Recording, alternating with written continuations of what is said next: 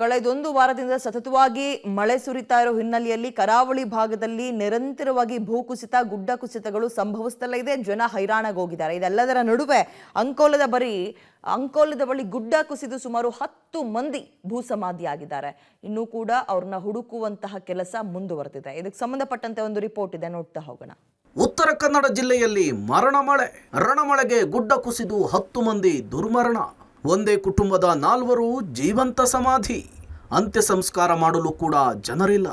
ಉತ್ತರ ಕನ್ನಡ ಜಿಲ್ಲೆಯಲ್ಲಿ ನಿರಂತರವಾಗಿ ಸುರಿತಾ ಇರುವ ಮಳೆಯಿಂದ ಆಗ್ತಾ ಇರುವ ಅನಾಹುತಗಳು ಒಂದೆರಡಲ್ಲ. ಕಳೆದ 1 ವಾರದಿಂದ ಉತ್ತರ ಕನ್ನಡ ಜಿಲ್ಲೆಯಲ್ಲಿ ಸುರಿದ ರಣಭೀಕರ ಮಳೆಯಿಂದಾಗಿ ಹಲವು ಅನಾಹುತಗಳು ಸಂಭವಿಸುತ್ತಲೇ ಇದೆ. ಕರಾವಳಿಯಲ್ಲಿ ಸುರಿತಾ ಇರುವ ಮಳೆ ಮರಣ ಮಳೆಯಾಗಿ ಬದಲಾಗಿದೆ. ಅದರಲ್ಲೂ ರಣಮಳೆ ಮತ್ತು ಭಾರೀ ಭೂಕುಸಿತದಿಂದ ಉತ್ತರ ಕನ್ನಡದ ಜಿಲ್ಲೆ ತತ್ತರಿಸಿ ಹೋಗಿದೆ. ಅಂಕೋಲಾದ ಶೀರೂರು ಬಳಿಯ ರಾಷ್ಟ್ರೀಯ ಹೆದ್ದಾರಿ 66ರಲ್ಲಿ ಗುಡ್ಡ ಕುಸಿದು ಕನಿಷ್ಠ 10 ಮಂದಿ ಬಲಿಯಾಗಿದ್ದಾರೆ. ಮೃತರಲ್ಲಿ ಟೀ ಅಂಗಡಿ ಇಟ್ಕೊಂಡಿದ್ದ ಒಂದೇ ಕುಟುಂಬದ 5 ಇದ್ದಾರೆ. ಇನ್ನು 20ಕ್ಕೂ ಹೆಚ್ಚು ಮಂದಿ ಕಣ್ಮರೆಯಾಗಿರುವ ಶಂಕೆ ಇದೆ. ಭಾರೀ ಮಳೆಯ ನಡುವೆಯೇ ಎನ್ಡಿಆರ್ಎಫ್ ಶೋಧ ಕಾರ್ಯವನ್ನು ನಡೆಸುತ್ತಿದೆ. ಇಡೀ ದಿನ ನಡೆದ ಎನ್ಡಿಆರ್ಎಫ್ ಕಾರ್ಯಾಚರಣೆ ರಾತ್ರಿ ವೇಳೆ ಸ್ಥಗಿತ ಮಾಡಲಾಗಿದೆ. ಮಣ್ಣಿನಡಿ ಸಿಲುಕಿದ 5 ಶವ ಹೊರತೆಗೆದಾಗಿದೆ. ಮೃತರನ್ನ ಲಕ್ಷ್ಮಣ್ ನಾಯಕ್, ಶಾಂತಿ ನಾಯಕ್, ರೋಷನ್, ಅವಂತಿಕಾ, ಜಗನ್ನಾಥ್ ಅಂತ ಗುರುತಿಸಲಾಗಿದೆ. ಈ ನತದೃಷ್ಟ ಕುಟುಂಬದಲ್ಲಿ ಅಂತ್ಯಕ್ರಿಯೆ ಮಾಡಲಿಕ್ಕೂ ಕೂಡ ಯಾರೂ ಉಳಿದಿಲ್ಲ. ನಿನ್ನೆ ಅಂಕೋಲ ತಾಲೂಕಿನ ಶೀರೂರಿನ ಬಳಿ LPG ಟ್ಯಾಂಕರ್ ಮೇಲೆ ಗುಡ್ಡ ಕುಸಿತವಾಗಿದೆ. ಶೀರೂರು ಬಳಿ ಕೇಂದ್ರ IRP ಹೆದ್ದಾರಿ ಕಾಮಗಾರಿ ನಡೆಸುತ್ತಿದ್ದು, ಇದೇ ಕಾಮಗಾರಿ ನಡೆಯುವಾಗ ಸ್ಥಳದಲ್ಲಿಯೇ ಲಕ್ಷ್ಮಣ್ ನಾಯಕ್ ಕುಟುಂಬ ಟೀ ಅಂಗಡಿ ಇಟ್ಕೊಂಡು ವ್ಯಾಪಾರ ಮಾಡ್ತಿದ್ರು.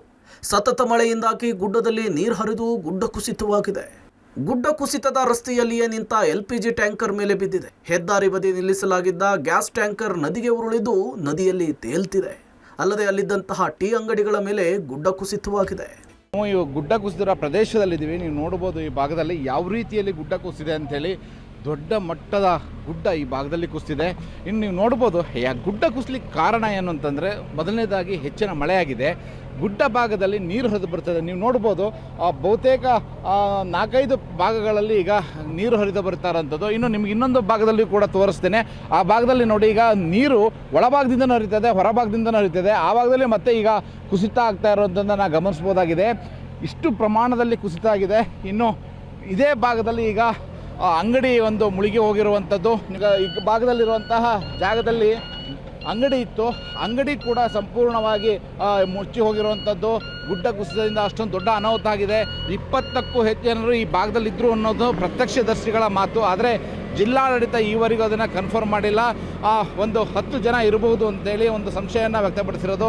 ಜೀವನ ನಿರ್ವಹಣೆಗಾಗಿ ದೂರದ ಕಾರವಾರದಿಂದ ಬಂದು ಶೀರೂರು ಬಳಿ ರಸ್ತೆಯ ಬಳಿ ಟೀ ಅಂಗಡಿ ವ್ಯಾಪಾರ ನಡೆಸುತ್ತಿದ್ದ ಲಕ್ಷ್ಮಣ್ ನಾಯಕ್ ಇಡೀ ಕುಟುಂಬವೇ ಗುಡ್ಡ ಕುಸಿತಕ್ಕೆ ಬಲಿಯಾಗಿದೆ. ಇಡೀ ದಿನ ನಡೆದ ಕಾರ್ಯಾಚರಣೆಯಲ್ಲಿ 6 ಜನರ ಮೃತದೇಹ ಪತ್ತೆಯಾಗಿದೆ ಅಂತೇಳಿ ಜಿಲ್ಲಾಧಿಕಾರಿ ಲಕ್ಷ್ಮೀಪ್ರಿಯಾ ಮಾಹಿತಿ ಕೊಟ್ಟಿದ್ದಾರೆ. ಈಗ ನಮಗೆ ಸ್ಪಷ್ಟ ಮಾಹಿತಿ ಇರುವುದು, ಇಲ್ಲಿ ಒಂದು ಟೀ ಸ್ಟಾಲ್ ಇರುವುದು, ಅಲ್ಲಿ 5 ಜನ ಇದ್ದರು.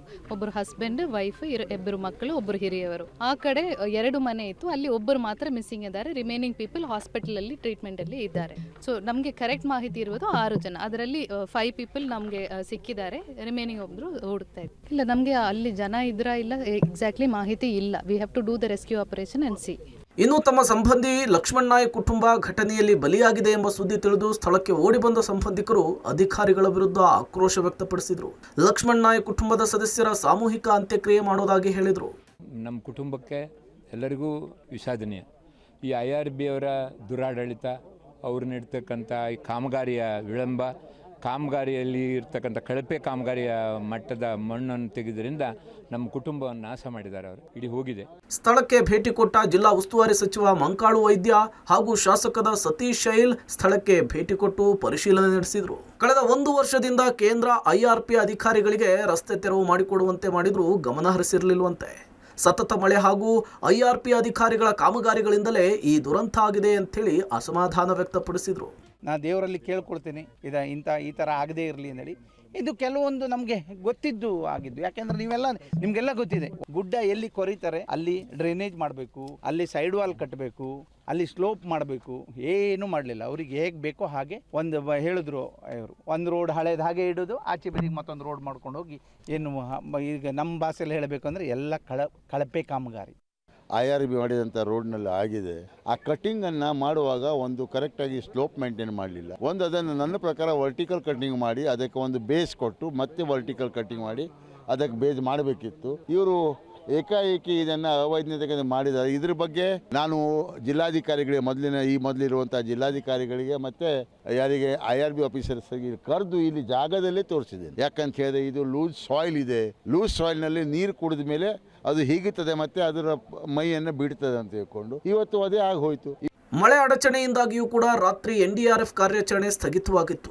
ಬೆಳಗ್ಗೆ ಕಾರ್ಯಾಚರಣೆ ಆರಂಭವಾಗಿದೆ. ಒಟ್ಟಿನಲ್ಲಿ ಉತ್ತರ ಕನ್ನಡ ಜಿಲ್ಲೆಯಲ್ಲಿ ವರುಣ ಜಲತಾಂಡವವಾಡ್ತಿದ್ದಾನೆ. ವರುಣಾರ್ಭಟ ಮರಣ ಮಳೆಯಾಗಿ ಮಾರ್ಪಟ್ಟಿದೆ. Naveen Sagar, public TV, Karwar.